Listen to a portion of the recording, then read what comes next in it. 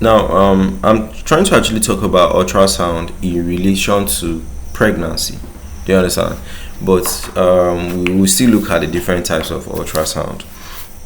Now, the first one we looked at was transvaginal ultrasound. So the ultrasound is kind of like, would I say, a stick? Okay, you put it into the vagina. Then there's one that you do what? On the abdomen.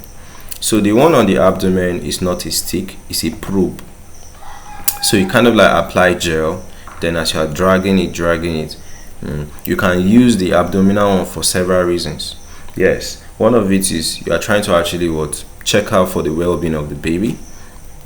Another one is what? You can also use it to dictate maybe there's any gastrointestinal issues. Yeah.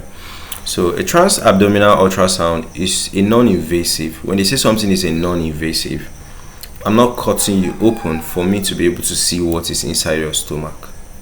Okay, my technology is actually serving that, So it uses high frequency sound waves to create real-time images.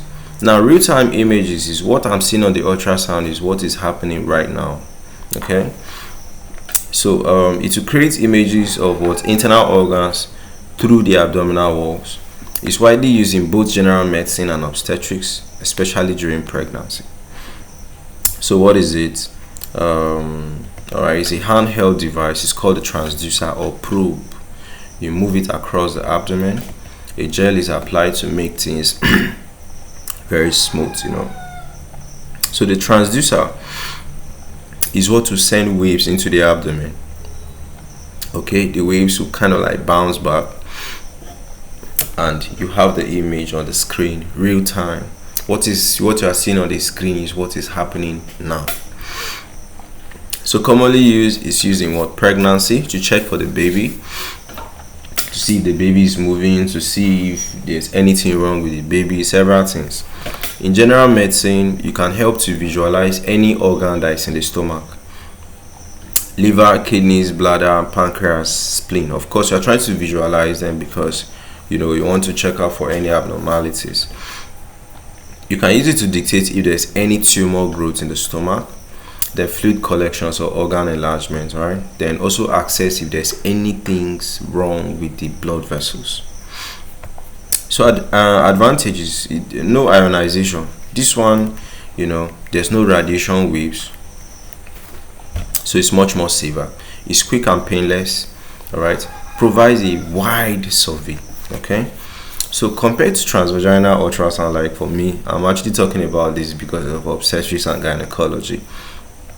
This transabdominal, it offers a broader view. Transvaginal, going just through the vagina, you can be able to observe only the vagina, the cervix, and if it reaches the uterus. But this one, you can observe a whole wide area. But transvaginal provides a more closer look, because in obstetrics, your problem is vagina, the cervix, and the uterus. Do you understand? So often you use the two of them if you want to do a better analysis. So instead of the two parties fighting, they put their hand together to make it better. So this also teaches us a lesson as humans. So that's it for transabdominal ultrasound.